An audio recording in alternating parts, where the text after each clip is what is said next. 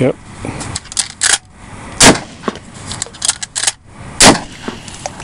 Here we are. We're going to throw you into a situation, and where we've often found ourselves in the situation.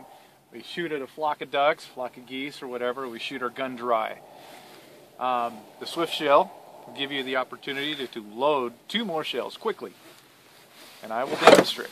So let's say we have fired our weapon dry. Boom. Load, just like so.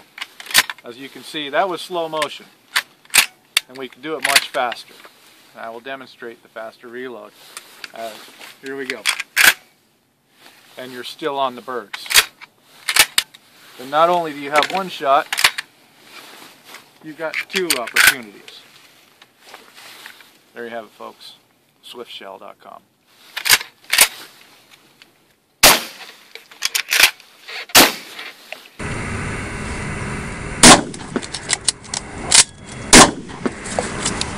Okay.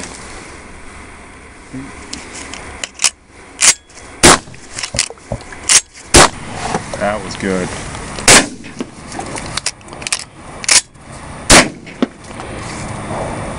So, here we go.